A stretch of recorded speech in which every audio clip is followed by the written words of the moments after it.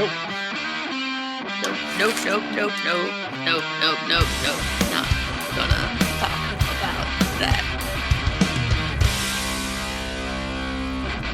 Welcome to the Get Offset podcast. My name is Emily. And my name is Andrew. We have no special guest this week, but we are recording not within 15 minutes of waking up, so hopefully the energy is different. Hopefully, yeah. I don't know. In a good way. I'm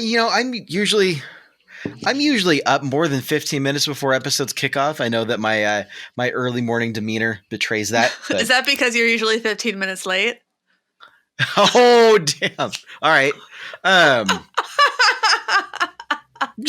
Going straight for the jugular. I'm so inconvenienced by that 15 minutes at 9 a.m. during which I can actually enjoy my damn coffee. Very offended. I know. Anyways, no, it's 6 p.m. on a work night. I had a full work day. I've actually already seen people and been a little social today. And yeah, I'm feeling good. Yeah. It's been a good Monday for me. Just very strange for me.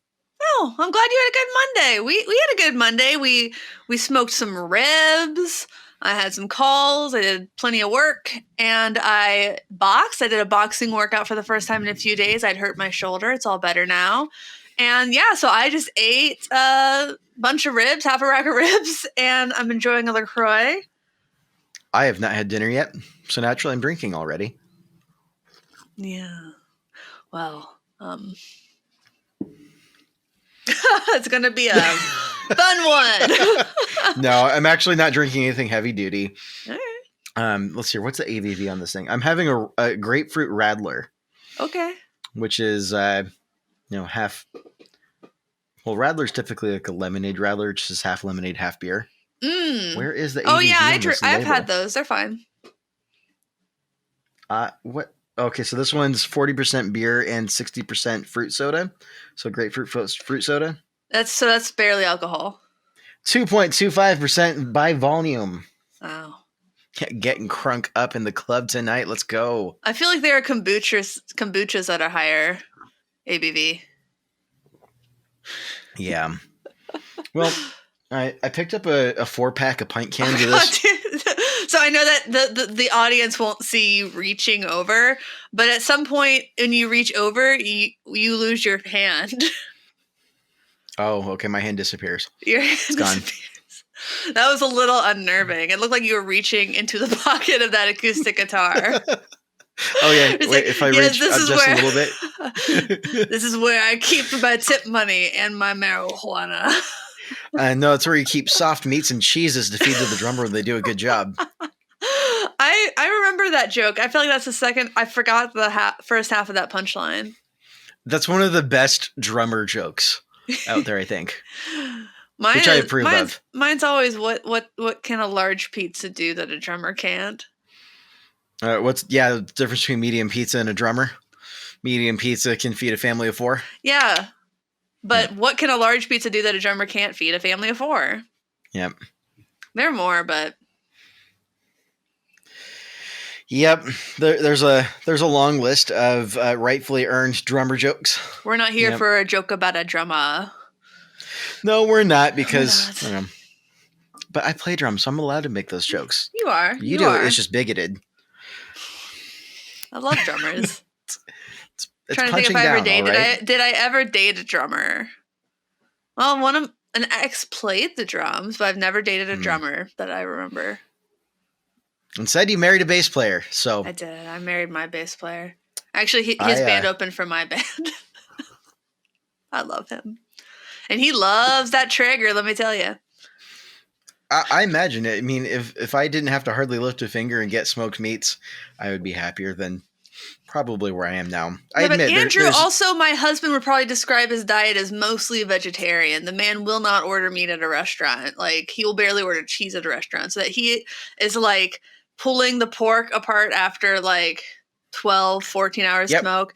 And I can hear him in the kitchen saying, we're looking good now. Oh yeah. Just while I know he's doing this with his hands. Cool. So he's ready to be a dad because that's like on the list of like 16 important dad phrases to know. Also included on the list is smacking a trailer when you're done tying it down. Say, "Yep, that's not going anywhere."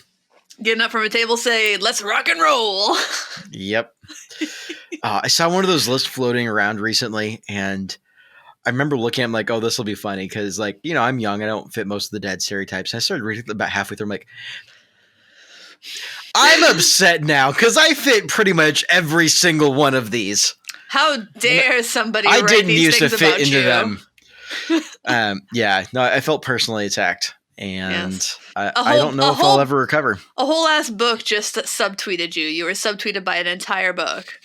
Middle class fancy hits me too close for comfort. So on a regular basis, between that and the hard times, oh yeah, that one gets me pretty frequently as well. Needling, not so much, but I'm also not I'm a Seattle transplant, not a Seattle native, so that's not as likely to nail me down. You never lived or worked. Well, you did work in downtown Seattle at the Guitar Center. I did.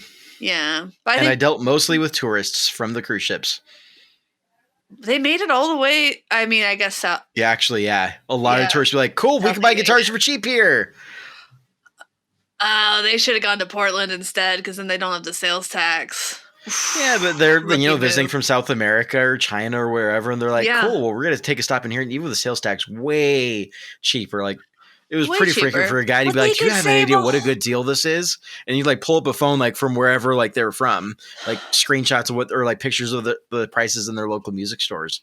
And they're like, yeah, like the cost difference more or less paid for this cruise. Wow. Like, yeah, I've heard that. I've heard that about consumer goods in the United States generally as well. Like I had a friend he was a foreign exchange student from Iceland during college, and he would talk about how cheap like really nice cameras, DSLR cameras are here compared to back in Iceland. But at the same time, man, there's that sales tax. Yeah, there's a sales tax, which I suppose makes up for the fact that you don't live on the island in the middle of the freaking ocean. Several hours of flight time away from the nearest civilization. But God, how pretty it must be. It is pretty. I'm trying to rationalize internally why I'm not leaving this country for several reasons right now. But we have islands also, right? We have certainly colonized islands, yes. We have. Which we did not own previously. Oh, God. Is this a geography podcast? It's not a geography podcast. I don't know. So what's new with you? I'm sorry. I just got a weird text message. I got to check this. Uh-oh. Okay. My screen said already ? From my mom, who's probably in the other room right now. And I'm like, what? I've been home for 2 minutes. What do you mean already? Like, what's going? And it says, have you started recording already? Oh, okay. And now she's behind me and she's ordering her pizza. Yes, Mom, I would love pizza. Thank you. No, the kind with meats. Okay, meat pizza. Thanks. You're welcome. Pagliacci's, they've got the meats. Oh, are you ready for me to clap back in? Oh, you can leave that if you want. That was funny. Great. All right. All right. It's easier for me. It's a weeknight. We're not recording at a time when the other family members are asleep, and which we normally do. So what's new with you? Sorry, before I answer that, I'm going to take another sip of this high ABV beverage. Well, how about do you want me to? I could just talk about what's new with me. No, I'm good. I'm all prepped. You want to just suck that down? Like a chili dog. Is that what you do with chili dogs? Is you suck them down? But no, it's a John Mellencamp lyric, dude. Sucking on a chili dog. It's from Jack and Diane. And then I don't know if I've ever caught that. And then there's that guy did a viral video late last year, early this year, where he takes every lyric from the song Jack and Diane and just replaces it with sucking on a chili dog. No. Okay. That's an image. Well, I got married. I got married the same day and place as his daughter. And then I crashed her wedding. And my bridesmaids all got free drinks at her wedding. Sorry, Justin. Not gonna lie, that's a pretty awesome flex, actually. Like I can't even bring myself to poo-poo that just for the sake of comedy. I can't. Nope. I No, think that's they solid. ultimately did like put money down on the table for their Respect. drinks, to be clear. But yeah. Anyway, Justin, so what's new with me? Well, we didn't talk about this last week. I know we had a guest on the show last week, and I don't know if I was quite ready. I mean, it's not like we've recorded these two episodes far apart, but every day I've had to process kind of what's happened recently with headlines has been very helpful for me and my family. And no, I mean, so I guess what's new with me is that once again, I'm finding myself kind of half ironically making jokes about wanting to leave the country. Yeah. And yeah, so specifically what I'm referring to is the shooting in Atlanta. That was really, really tough for us as a family. Yeah. I mean, you've met Melissa. Melissa's my wife. She's Asian American, and therefore our kiddo's half Asian American. And I mean, this is family for me. And to see someone target the people that look like my family is, I don't know. I think, man, I had a lot of thoughts. I've been thinking about this all day. Yeah. Really for the last week. And I think last year, so we did so we skipped a week last year for Blackout Tuesday. We came back and we talked a little bit about it. It was the Black Lives Matter movement was a subject for us to talk about a bit, but I mean, we're both white people. It doesn't, yes, we care a lot and we want to be able to help. And I think both of us have done a lot to try and contribute in our own ways to that movement. But I think this time around, it hit on a very different level for me, seeing that kind of violence against a minority group. Yeah. And yeah, I mean, that sucked. There's no getting around that. That kind of really brought to the surface a lot of the increasing anxiety and fear I've seen, just even here in the local Seattle area, which has got a really large Asian American population. Yeah, I mean, I've seen nasty graffiti. There's been nasty graffiti. I mean, the week leading up to what happened in Atlanta, there was a couple of the local Asian churches in the Seattle area were getting graffitied up saying, "Go back to China, fuck you," kind of stuff. And like, that's really tough to see because that's literally in my community where my family goes shopping. Like, this is my home. I'm maybe a Seattle transplant, but Seattle's my home now. Yeah. And the Seattle's my family's home. Mm-hmm. And there's something really unsettling about having that anxiety in the back of my head going, like getting an unexpected phone call from my wife's phone number going like, hope that's her and not someone else telling me about what happened to her,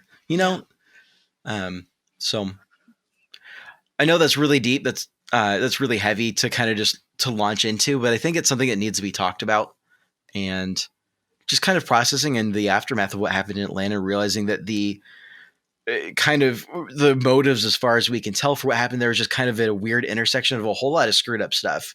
That really just belies the way that AAPI peoples have been treated and just in general in ways that's just been taken for granted or just treated as okay. Whether it be from like the fetishization of fetishization. That's a hard word to say. Fetishization of Asian women. That is a really tough word to say. Like just of women and of Asian women, and seeing that played into it and being a primary cause for violence, along with just there's so much there that makes me really concerned. It really hits me on a very deep level. Yeah. And at a level that we're trying to process. I mean, we know that's like probably a conversation we should have with our child in the near future, but just like the idea of trying to sit down like, hey, there's something we need to talk to you about, and trying to frame that. I mean, that's just not something that I feel prepared for personally, and it's not something that I like feeling pressured into based on world events and realizing I don't really have a choice for the timing on this. So I don't. To what extent that means anything for the guitar industry, I'm sure it does, and I will continue to be reflecting on that. I haven't made it that far,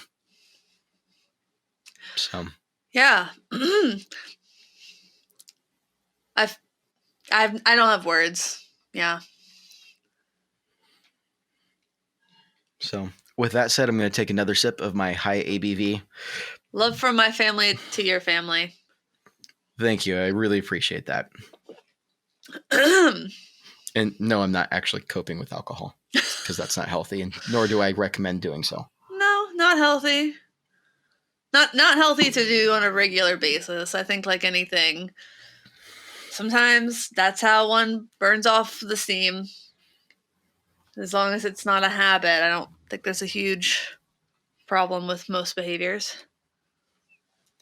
Well, anyways, that's my what's new. I mean, it's not been so long since we recorded the other. Oh, will you shut up, computer? My other PC over here is going off, and I forgot to mute that.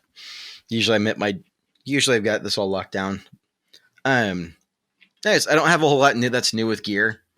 I think last time I mentioned that I'd filed taxes, and now I'm in the process of starting on the fun half of what's going on with Fox Cairo, as well as a less fun chunk is kind of sitting down and figuring out how I can use that platform to do some good as well with everything I just talked about. Yeah. And not just in a way that's like, hey guys, I'm a white guy. How can I help? I'm just going to help you anyways. Because we don't recommend that. I don't recommend people just show up and just insist on helping a certain way. Ask questions. There's an organization called No More White Saviors. Have you heard of this? I think I know what you're talking about. I think I follow them on Instagram. I discovered them through this podcast I was about, and I found about this podcast. Like I think it's probably need a hat tip like Steve Rowe from 60 Cycle Hum. But there was this because he listens to a lot of podcasts.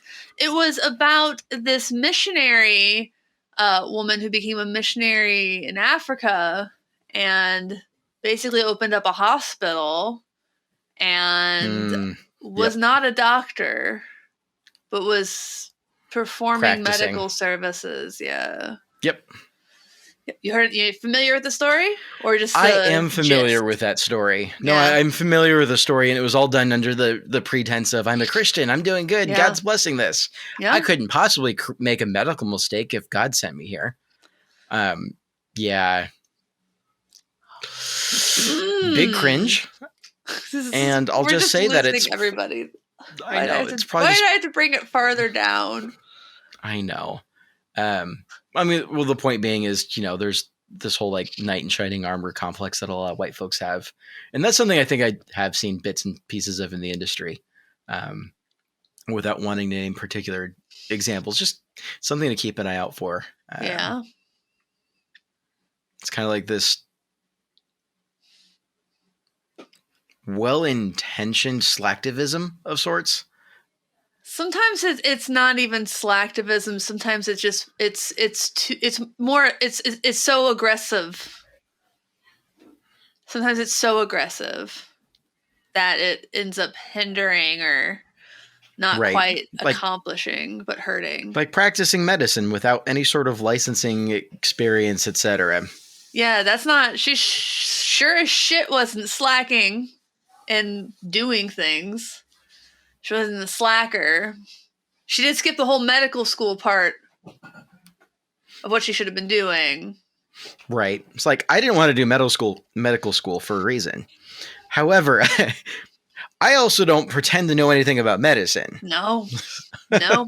Once I went to my doctor for something. The most I know about medicine is that Bad Medicine is pretty much the only decent track on New Jersey. It's Bon Jovi.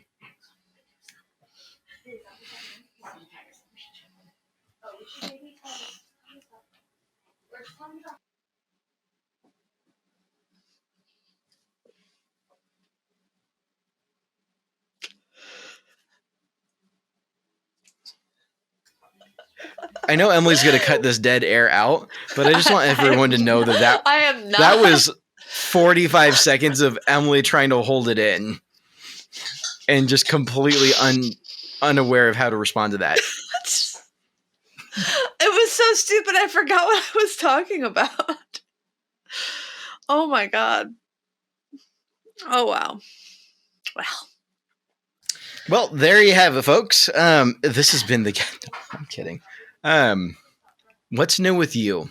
Let's go that direction. You're not going to make me follow that. Okay, fine. I learned how to weld. I took a welding class. And people are going to ask. Learn to get tiggy with it? More miggy. Oh, more miggy with it? More miggy and more sticky. I didn't actually try the TIG machine, though they had one there. MIG felt, easy enough to handle. I liked stick, though. It was fun.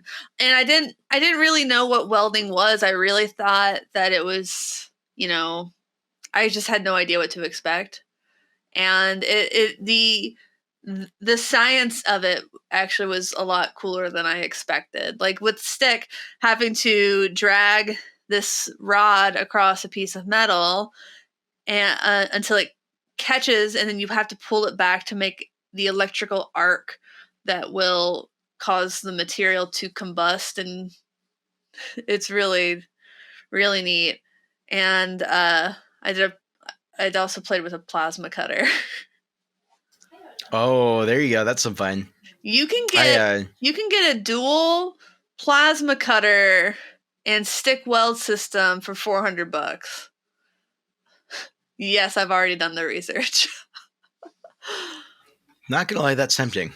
That's not as expensive as I thought. It was gonna be way more expensive to own a plasma cutter. Yeah, that's probably not something you should just be handing out to people left and right for a Benjamin or two. Oh, it's easy. It's easy to do some real damage. Yeah. No, if I had to get into a trade professionally, I think welding would be the way I'd go with that. And it pays very little compared to other trades, though. Like compared maybe to I'd be plumbers. a Sparky. I don't know. Yeah, welder. I think the median. I've also done the research. The median welding salary is $46,000. I am not making that number up. It was a Thursday night at 11:45 p.m. Emily found herself desperately searching for other career choices, and as she resisted the urge to send the "I quit my job" letter to her boss. Yeah, no, just welding all day. No, it doesn't pay terribly well for a trade. Okay, well, assuming that it paid decent, I would have fun doing it. Yeah, I always think that. I always think I would have plenty of. I feel like that sentiment has to resonate with the musicians that listen to this podcast. Yeah, the ones who are welders, this is their day job. I know a couple musicians who are carpenters. I was saying in terms of it's fun, but it doesn't pay well. Yeah. But I was just thinking the other day how I feel like there are a lot of careers I could have had and maintained enough joy in what I did. And yeah, like the trades, I can see that being a really nice life. It's hands-on, but I don't know. Maybe I'm romanticizing it too much. Fumes. I mean, my freshman year of high school, I was taking an AutoCAD class, and the teacher was completely inept, didn't know what they were doing, and just had no control over the class. It was basically here's one assignment per month. That's just the way it went. So we did 3 assignments a semester. Wow. It was the kind of teacher where a kid got upset, threw one of the drafting stools at the teacher, across the room, chucked it and yelled at the teacher, and he just sat down and cried in his chair, and the kid didn't get suspended or anything. Just I'm sorry, the teacher cried? Yeah, the teacher sat down and cried in his chair after getting a metal drafting stool chucked at him by an angsty junior in high school. Junior in high school, yeah. Mr. Washburn was a total pushover. Anyway, so he would assign one assignment for every 4 weeks. And I get that done in about 2 class periods. It was here, do this on AutoCAD, whatever. I'm cool, I'm done. What next? And he's I don't know. You want to go hang out with the senior seminar? over in the metal shop next door. I'm like, sure.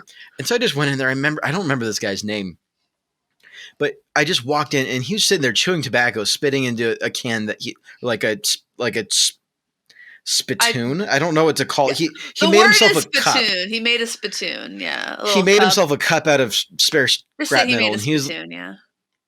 I have one in the corner. I'm not kidding. I believe you.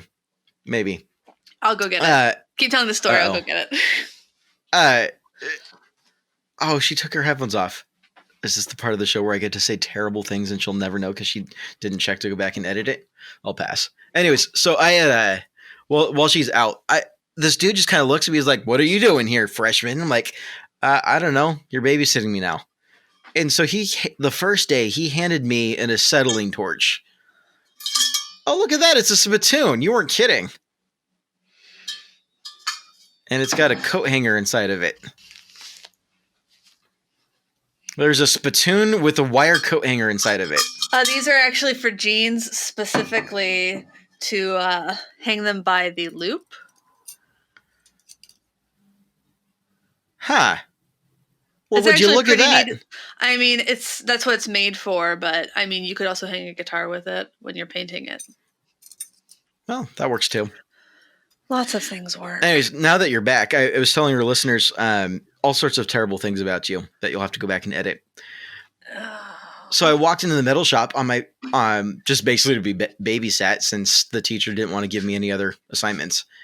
And I was like, "Hey, what's up?" And he's like, "Cool. I guess if you're gonna hang out in here, you better learn something then." And the dude who would constantly rattle on about what a waste college was and yada yada, whatever. But he's like, "You better learn something if you want to do something with your life." And so first thing he did was handed me an acetylene torch, told me that if it touched my finger, it was so hot that it would start a fire that would burn my entire arm off, just like burn up my hand. I think he was just trying to scare me. Yes, and having fun with it. Yeah. But he handed me a acetylene torch and had me cut some sheets of metal, some scrap metal, just to learn.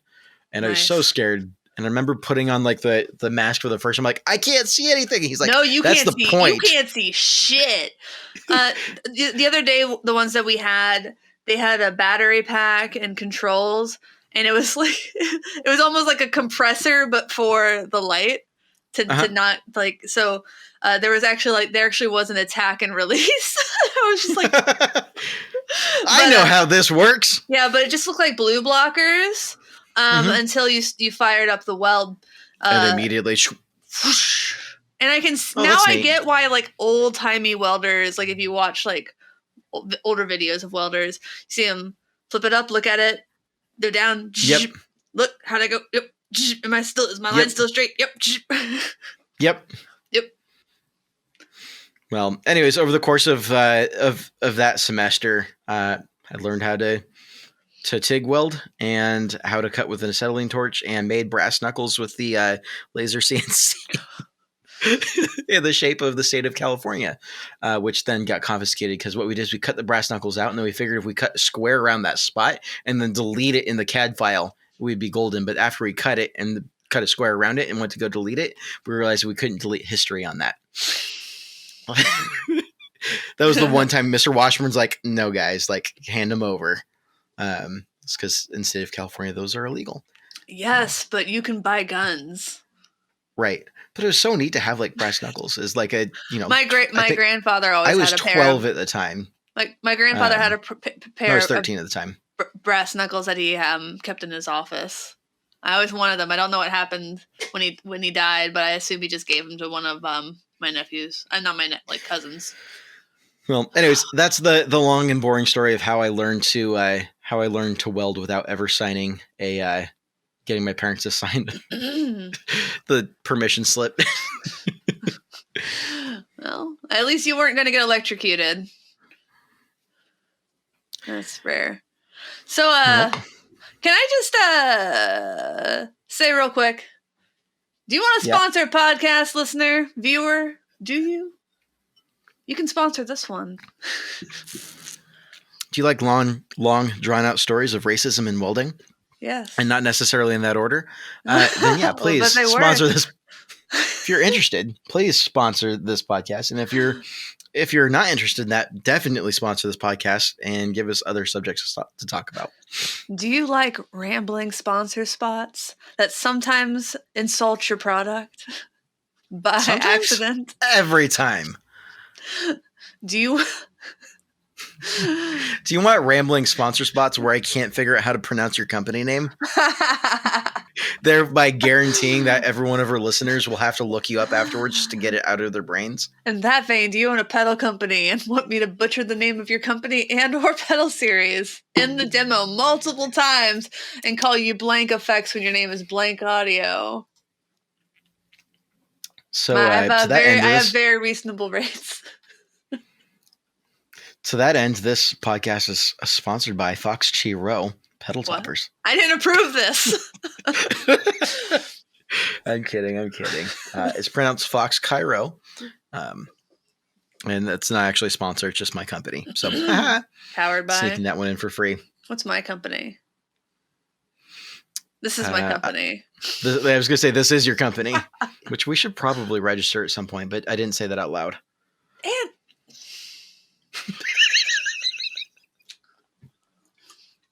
but then you gotta get a lawyer, and you gotta sign paperwork, and you got. Those are all things I've done recently. Yes. Yep. True. This week's sponsor. It's your turn. It's Lambertone's pickups. Yes. Are you trying to figure out how to pronounce that incorrectly on purpose? Lambertones. Lambertones, not Lambertone. It's with the S. It's Lambert ones. Lambertones.com.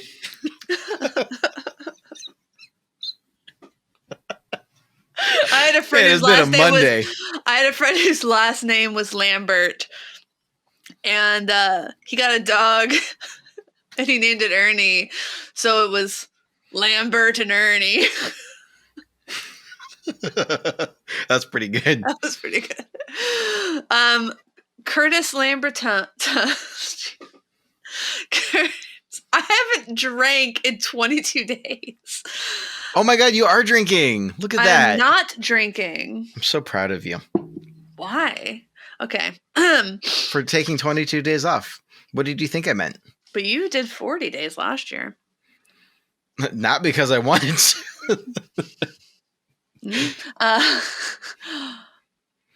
Curtis Lamberton makes pickups out of Yakima, Washington, including his flagship PAF-voiced humbuckers, the Cremas.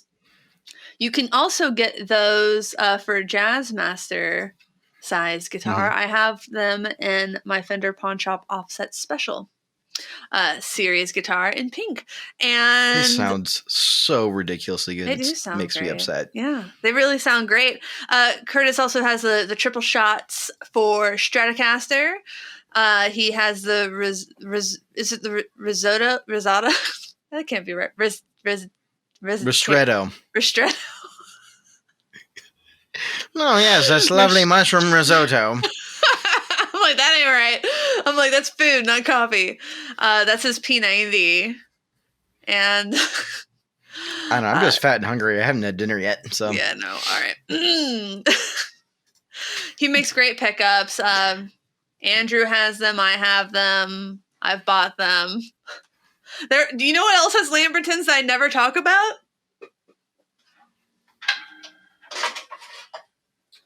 My Bronco caster. Did I ever tell you I put Lambertons in this? I don't know if I knew that, actually. Yeah. What do you put, like the blondies, or what do you put in there? The Strat pickups. Okay. So I don't. It's like a double shot. I see what you did there, but it's because the Strat pickups are called the triple shot. I took this guitar to Texas. This is my last Sunday Crush shows in front of people. I played this guitar. I bought this for $25 in Tacoma. The body, and then I put everything else in it. Some of these parts are vintage correct. Most of them are not. I was gonna say, you beat me to it. This plate, and perhaps one of these knobs,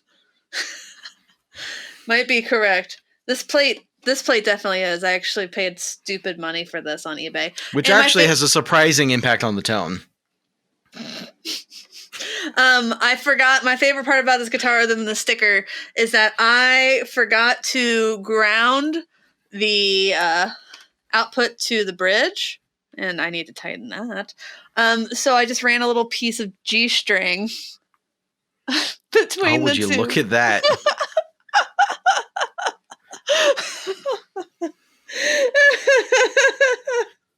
That's... I don't know whether to be upset or impressed or a little bit of both, but I'm kind of offended, and I don't know why I'm feeling that. I don't know why I didn't just... I haven't fixed it since.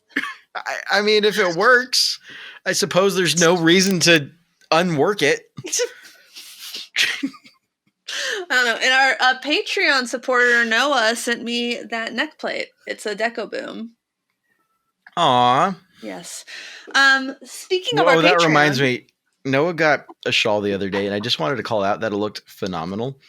And I know they listen to the show on a weekly basis, and I thought I could put something in. Today is Noah's birthday.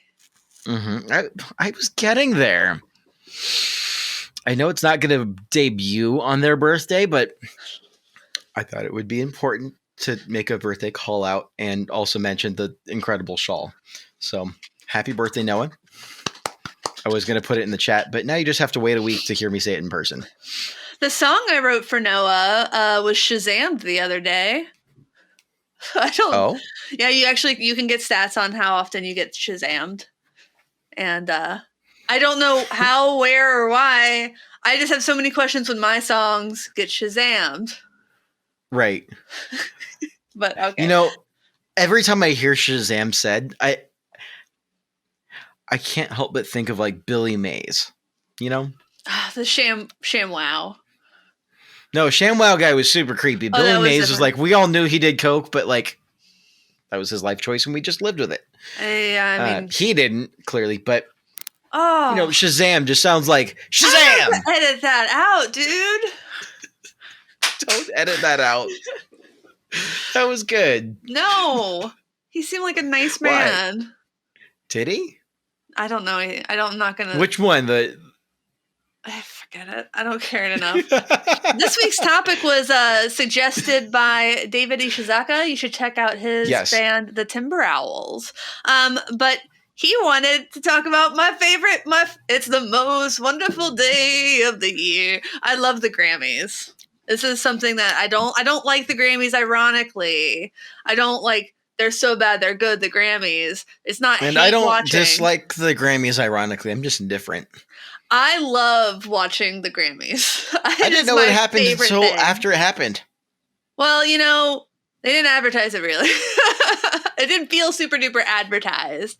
But like honestly, did you watch any of it? Nope. Okay, great. Well, so far what I hear, let me recap, if you don't mind me just interjecting. Let me recap what I know about it. Wolfgang Van Halen is upset that his father's tribute was not better. It was not a good tribute. But also, how do you pay a tribute to Eddie Van Halen? Sure. I haven't watched it. I don't know the details. I don't know what was requested of Wolfgang in advance, what was denied in advance. I don't know what would have made it better. I haven't watched it. I don't know anything about it. But in purely qualitative sense, I know that he's upset with it. I know that people are upset over the Megan Thee Stallion and Cardi B performance of WAP. WAP? I don't know how to pronounce the A in that as an acronym. And people are upset about that because, you know, family values are something that clearly the Grammys are what you go to for. And outside of that, I really don't know. That's fair. I stopped. I was thinking, yeah. I don't know anything else. You know, I do know there's the show that J-Lo wore the dress that went down to her navel. Oh, that's, how do you mean this is not a show for children? I've never ever had any indication that any Grammys performance in history has ever been improper for the children. There's a country artist from Bellingham that won an award. I remember hearing about it in NPR. Brandy Carlisle. Brandy Carlisle. Oh. Well, both Brandy Carlisle and Brandy Clark are from Washington. I think Brandy Clark is from South Washington. Brandy Carlisle won. I remember hearing this in NPR like last week. She won with the Highwomen. She definitely won with the Highwomen. Okay. Yeah. I just remember hearing something about like a Bellingham native or something on NPR won a Grammy for song Open Table, I think. I think that's what it was called.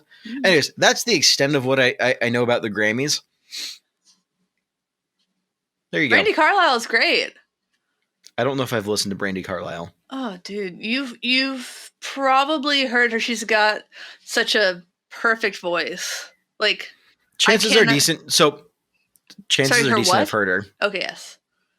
And also on top of that, I really should have looked into this sooner because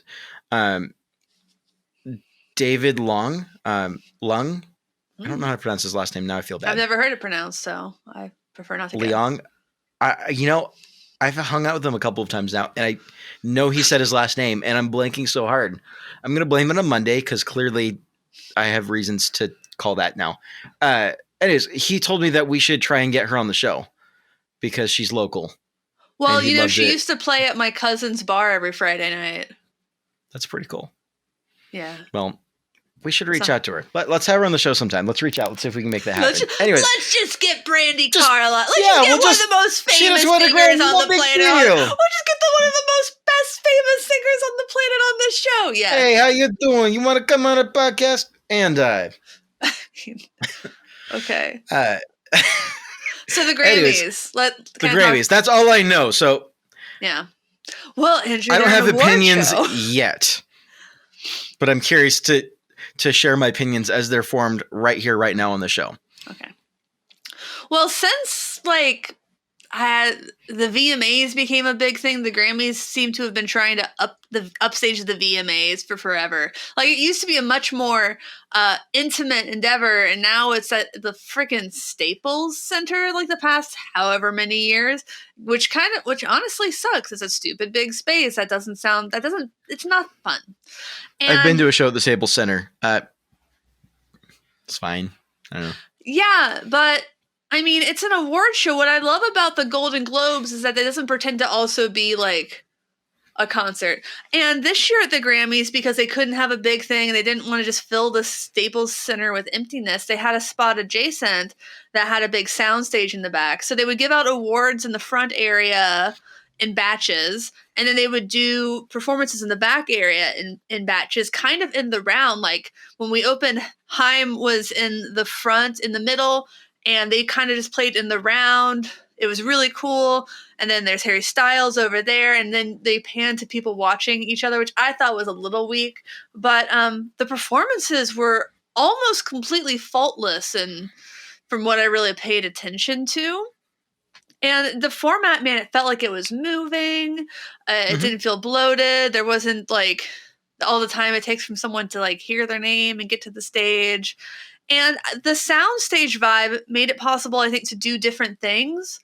And it felt like a production, and it didn't feel like watching a basketball game on TV. Like it felt like watching a movie about basketball. Does that make any sense? Yeah, that makes sense. It felt really cool. I liked it a lot. I thought, listen, I'm not going to talk about like awards and who won what, because honest to God, that's not why I watched the Grammys. One of the things I love about the Grammys is because I don't listen to pop music and pop radio all year. I don't really know what else is popular. I maybe have heard names and haven't seen a lot of them. So one of those things that's cool for me is I'm getting to listen to music I would never otherwise seek out. And some stuff I do like also. It feels really like the best of many worlds. Well, I'm disappointed that we're not going to talk about who won and what, because I'd like to have opinions about that. Oh, I can pull that up. That are completely unformed and on the fly. Grammy winners 2021. I do agree from a production standpoint. Productions are typically better when you don't have to consider the location of the audience. Yeah. Or the perspective of the audience being static. And so just with the audience being on the other end of whatever camera lenses there are, lenses plural, I mean, that makes production a lot more flexible, and makes room for a lot more creativity. So I think that's kind of Yeah. neat.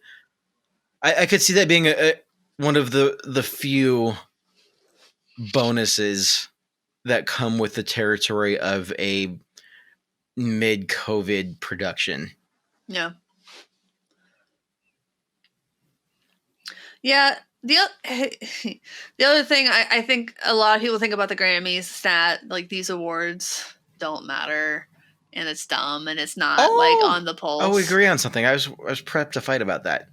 Right? Okay.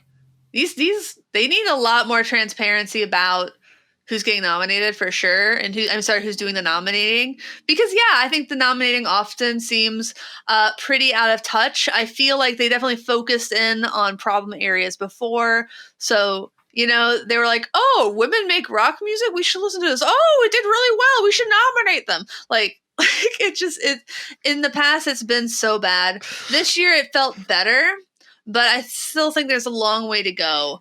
And of course, let's talk about this record of the year thing that none of our listeners are really going to give a hoot about. But record of the year, you have Black Parade by Beyonce. Do you have an opinion on that song? Nope. Okay. I do not. Colors by Black Pumas, such a particularly nice song. Rockstar by DaBaby featuring Roddy Ricch. I heard it, didn't care for it. Say So by Doja Cat. No thanks. Billie Eilish, of course. Dua Lipa, which I actually quite like. I've seen Dua Lipa on a few shows, and I just think it's such fun disco. I saw her do Saturday Night Live, and I think it was a neat sound. Yeah, that was really good. Yeah, I didn't find fault in it. Circles by Post Malone, which I think is a perfectly nice song. And then Savage by Megan Thee Stallion featuring Beyonce. That's a great song. That really should have won. Yeah, no, that's legitimately just a phenomenal record. Yeah, and it was huge. Mm-hmm. And look at how many of these people were on the Grammys. DaBaby was on the the SNL. DaBaby was on SNL. Dua Lipa. No, Savage is Megan one of Thee those Stallion. Tracks that, like, when it comes out of the car, when Wilson and I are driving around, like, whoop, let's crank that up and embarrass ourselves in front of an audience of no one, hopefully. Yeah. Album of the year, the winner there was Taylor Swift for Folk Life, beating out. Oh gosh, I don't even know this first one, I'm going to be honest. The Black Pumas, which they were nominated for their deluxe version of their record, which Steve from 60 Cycle Hum pointed out was weird. That is weird. But the original record would have come out like just months before the cutoff. And gotcha. Then that's not a lot of time for them to like get on radars. Well, so I call that their fault for not wanting to win a Grammy enough. Haim, I liked the Haim record enough. Dua Lipa, I frankly thought should have won. The Folklore by Taylor Swift is a great record. It is. That's also just a great record. I think that contextually within that this was year, album. Must say album. Record of the year was album. Billie Eilish. Yes. No, I think contextually speaking, Folklore just spoke to on a deep level. I can't believe I've grown up into that person that's saying nice things about. Because as a kid, I resented Taylor Swift because that's what the girls at the playground listened to. Yeah, and that's I can't knock it. It's a great album for this year. No, yeah, I think so, and I think there's no getting around that. It's some of her strongest songwriting, and I think Dua Lipa should have won. I don't think it's her best record. I don't think it's her best album, but I think it's a good album. I think it's pretty stunning that the person who did like 1989 did that, like, and then the person who did, whatever record she came out with when she was a teenager. It's really remarkable growth. Yeah. It's certainly showing off an artistic range, which I think even the snobbiest of folks can't push back on. Yeah. Megan Thee Stallion probably rightly won Best New Artist. I would have put Phoebe Bridgers at number 2 for that. But yeah, like a distant 2, frankly. Sorry, Phoebe. Yeah, it was good. Like Phoebe's great, but Megan, I don't know how you compete with that. How do you? It's just like, I don't know. That seems like a no-brainer. No, man, I was really expecting to disagree with some of these more. With me? Because we both just disagree with the list. Best Pop Vocal Performance. The nominees were "Yummy" by Justin Bieber, which I think is the worst song of the year. "Say So" by Doja Cat, which is not for me. "Everything I Wanted" Billie Eilish. "Don't Start Now" by Dua Lipa, which I like a lot. "Watermelon Sugar" by Harry Styles and "Cardigan" by Taylor Swift. I think Harry Styles was the right answer there. Really? Yeah. I really like that song and the performance of it. I also like what that song is about. I didn't care for it personally, but I think it's a bop. To quote Hagrid, "You're a pop star, Harry."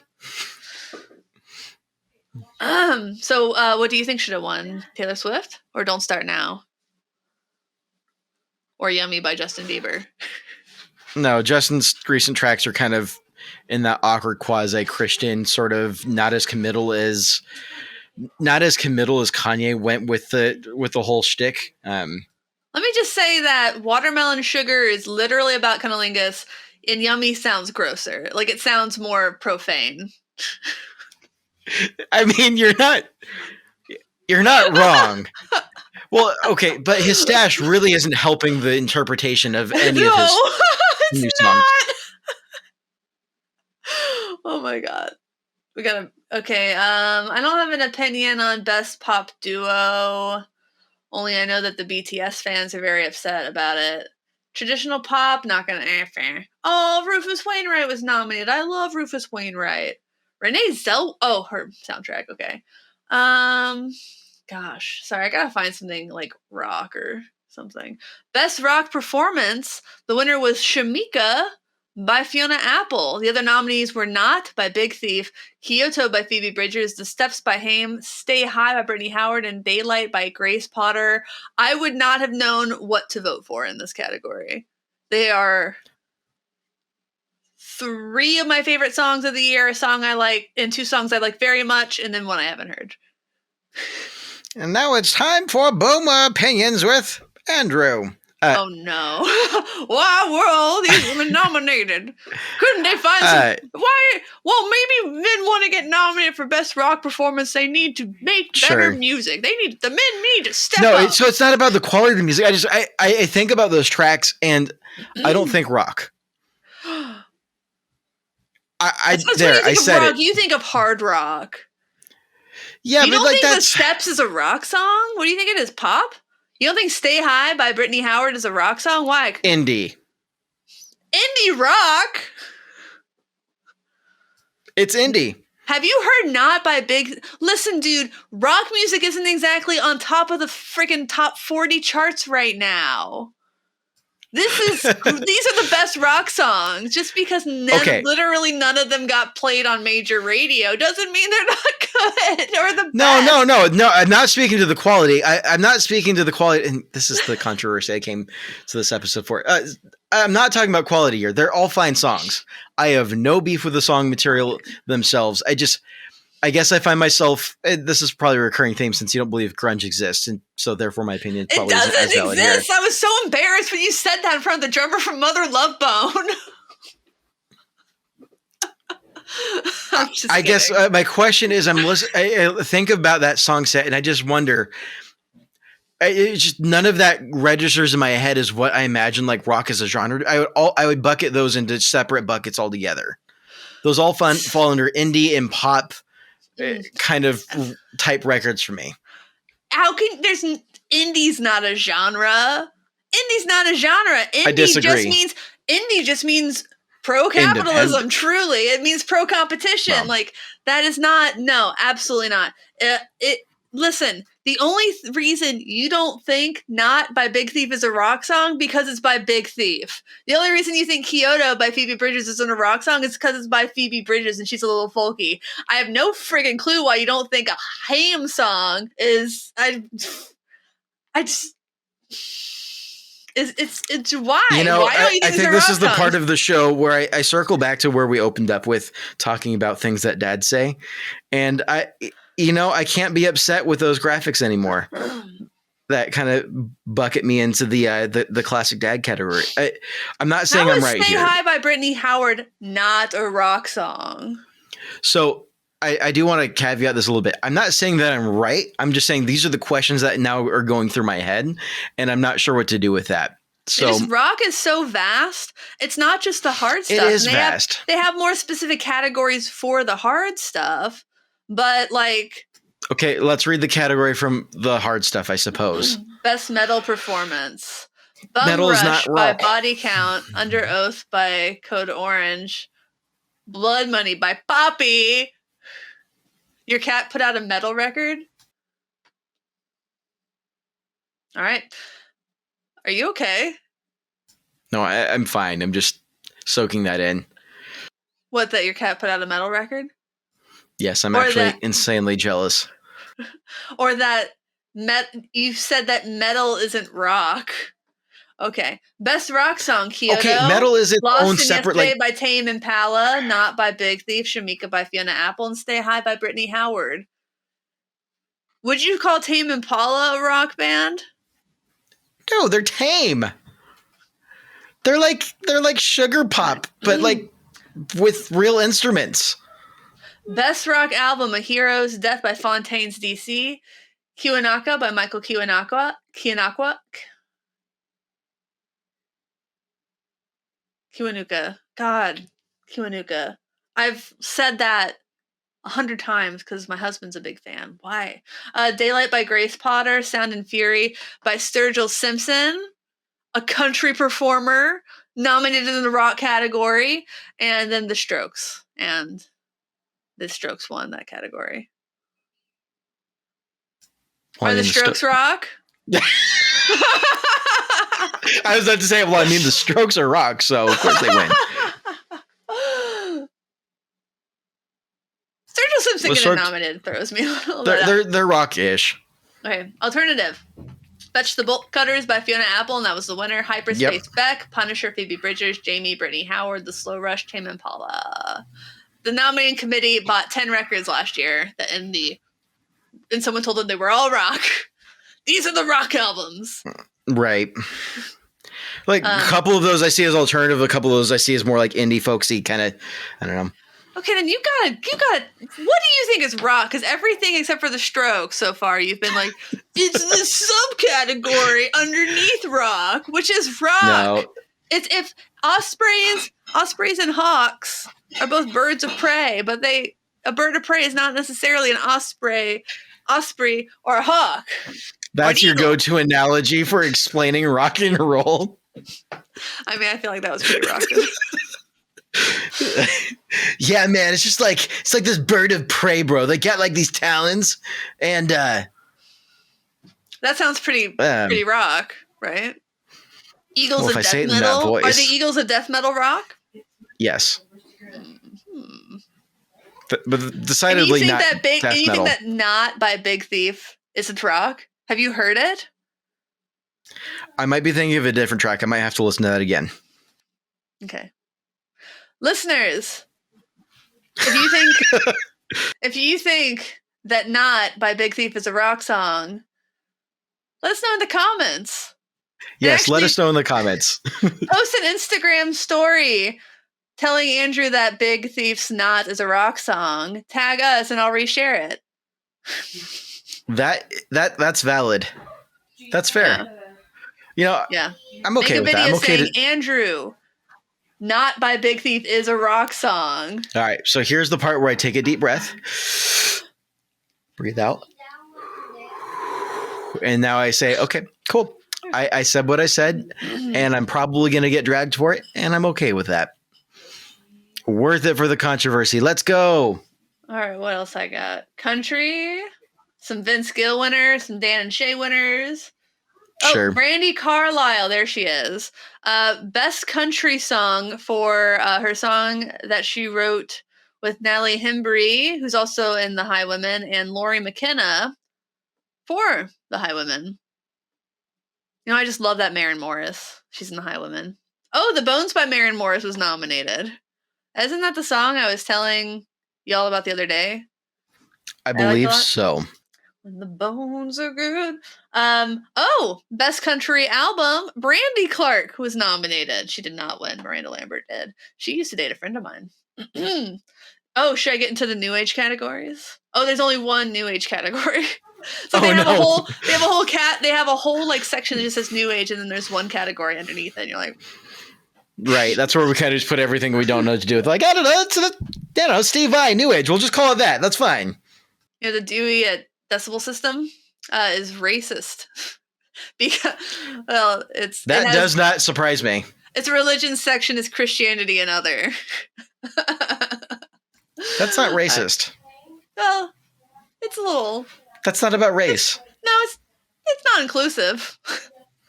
I mean, it's probably fairly rooted in white supremacy, but it's not necessarily like. I mean, if it's rooted in white supremacy, is it not? That's the thing. There's not a word for that. Like if someone says that they don't like Muslims or Jewish people, you would say that's racist, wouldn't you? Or it's bigoted. It's bigoted. Let's go with bigoted. Well, we call that Islamophobia. We do. And we call it xenophobia. It's a little bit different than xenophobia. So there are specific phobias and isms against specific religions, but this is every other religion, as it is Christianity and other. Yeah, but Christianity is not necessarily tied into any one. It is a global religion. Yep. Yep. There is that. I'm just saying. Y'all just kind of you kept pushing it. I mean, yeah, it was definitely like, kind of at the center of colonialism. Yeah. That belongs in a museum. Jazz, best improvised solo, Chick Corea. Oh, he just died. That breaks my heart a little bit. Yeah. He passed away recently, which made me very sad. Brandi Carlile did the John Prine tribute at the Grammys. It was really beautiful. You should watch that. Man, Chick. I'm going to do something really terrible. I smell pizza and I'm really hungry. All right. Thanks for watching. Thanks for listening. Thanks for understanding. Until next time. My name is Andrew. And my name is Emily. And Andrew's going to get himself some pizza. Goodbye. Indeed. Bye.